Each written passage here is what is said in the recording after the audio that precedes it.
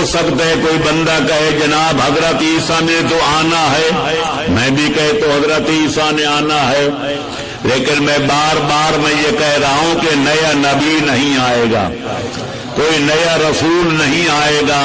حضرت عیسیٰ اپنا پیریڈ گزار چکے ہیں، وہ دنیا میں آ چکے ہیں، ظالموں کے ظلم کی وجہ سے خالق نے ان کو بچانے کی خاطر آسمانوں پہ اٹھا لیا، یقیناً وہ آخری زمانے میں آئیں گے، لیکن یہ سنی شیعہ سارے مسلمان مانتے ہیں اپنا 1.5 اینٹ کی مسجد علیحدہ بنانے کے لیے نہیں آئیں گے، اپنا کلمہ پڑھانے کے لیے نہیں آئیں گے، عیسوی شریعت نافذ کرنے کے لیے نہیں آئیں گے، وہ زمین پہ آئیں گے تو پیغمبر خاتم کی مسند کے 12ویں وارث حضرت ہادی مہدی کی اقتداء میں نماز پڑھ کے ان کی امامت پر مہر تصدیق لگانے کے لیے آئیں گے۔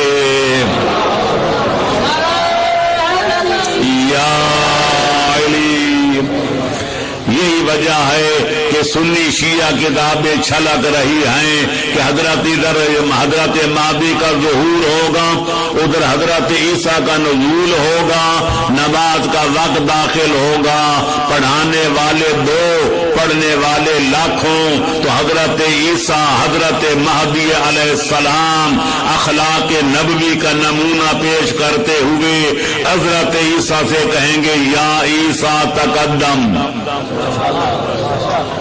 پیش نماز نیک ہوں کہ خدا کے لیے پڑھاتے ہوں تو ایک کہتے آپ پڑھائیں، دوسرا کہتے آپ پڑھائیں، کہ خود غرض ہوں تو 2 چاہتے ہیں دوسرے کو ہٹا کے آگے کھڑے ہو جائیں۔ یہ امتحان ہوتا ہے پیش نمازوں کی عدالت کا کہ وہ خدا کے لیے پڑھاتے ہیں یا پیسوں کے لیے۔ تو بہرحال حضرت مہدی جب پیشکش کریں گے یا عیسیٰ تقدم، تو حضرت عیسیٰ عرض کریں گے یبن رسول اللہ، آپ کی موجودگی میں نماز میں پڑھاؤں؟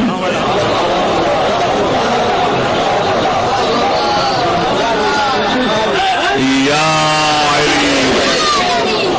گویا غالب کے لفظوں میں یوں ظاہر کریں گے کہ یہ طاقت، یہ مجال، یہ طاقت نہیں مجھے۔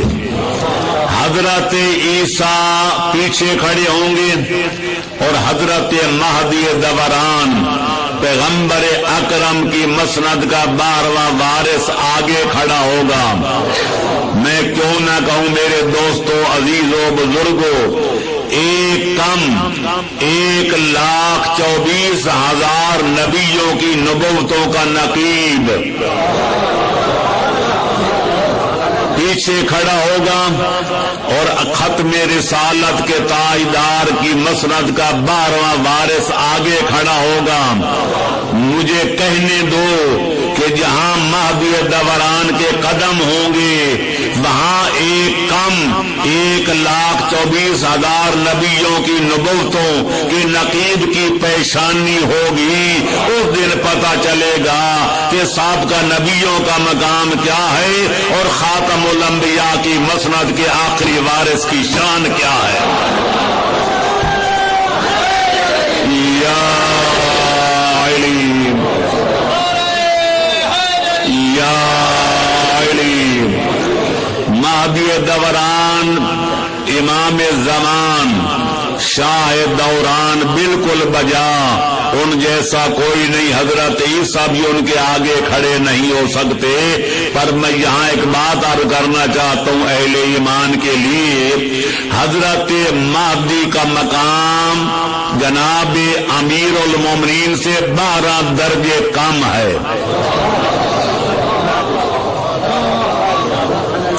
کیونکہ ہماری حدیثوں میں بہت کم لوگ یہ جانتے ہیں کہ حدیثوں میں ہے کہ جو امام حسن اور امام حسین ہیں یہ باقی آنے والے 9 اماموں سے ان کا مقام افضل ہے، اور حیدر کرار کی شان اپنے ان دونوں بیٹوں سے بھی بلند ہے، کیونکہ پیغمبر اکرم نے فرمایا تھا الحسن والحسین سیدہ شباب اہل جنہ، کہ میرے دونوں نواسے، میرے دونوں شہزادے جنت کے جوانوں کے سردار ہیں، پر جو ان کا والد بزرگوار ہے جس کا نام حیدر کرار ہے وہ ان سرداروں کا بھی سردار ہے۔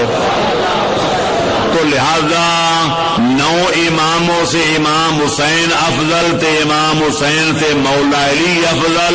نتیجہ یہ نکلا کہ جناب امیر کا مقام مہدی دوران سے 12 درجے بلند، اور جو ساری کائنات سے بلند ہے اس کی شان حضرت امیر المومنین سے 12 درجے کم۔ تو جب کا مقام جس کی شان حیدر قرار سے 12 درجے کم ہے، اس کے سامنے تو 1,24,000 نبیوں کی نبوتوں کا نقیب کھڑا نہیں ہو سکتا۔ اب اگر امیر المومنین لنگر آسمان و زمین کو کسی کے پیچھے کھڑے کرنا ہے یا کسی اور کو آگے کھڑا کرنا ہے تو پہلے دیکھ لینا اس کا مقام کیا ہے، تحریک کی شان کیا ہے۔ یا علی یا علی، ماشاءاللہ، یا رسول اللہ، یا علی، سلامتی کے لیے ماشاءاللہ، اللہم صلی علی محمد وآل محمد۔ پیغمبر اکرم کا فرمان ہے جو جناب المودۃ ترجع المطالب مودۃ القربہ وغیرہ میں موجود ہے، مثل علی فی امتی کا مثل الکعبہ، میری امت میں علی کی مثال ایسی ہے جس طرح زمین میں کعبہ۔ الصلاۃ تب ہوتی ہے، منظور تب ہوتی ہے جب قبلہ کی طرح منہ کر کے پڑھی جائے۔ اب علی ہیں قبلہ امت کے لیے، پیغمبر کے لیے نہیں، لہذا پیغمبر کے پیچھے کھڑے ہو جائیں تو کوئی حرج نہیں۔ فرماتے امت میری امت میں علی کا مقام ہے قبلہ والا۔ اب قبلہ ہو پیچھے کہ جو آگے کھڑا ہوگا اس کی پشت قبلے کی طرف ہوگی یا منہ قبلے کی طرف ہوگا؟ لہذا سوچ لو، صدر ہر جا کے بے نشین صدر جہاں بھی بیٹھ جائے وہ صدر گرامی قدر ہوتا ہے۔ علی کی عظمت تو نہیں گھٹے گی، پر جس کو علی کے آگے کھڑا کرو گے نماز اس کی چٹ ہو جائے گی۔ یہ سوچ کے کسی آگے کسی کو کھڑا کرنا، یا علی، ماشاءاللہ، اللہم صلی یا رسول اللہ، یا علی، اللہم صلی علی محمد و آل محمد۔ تو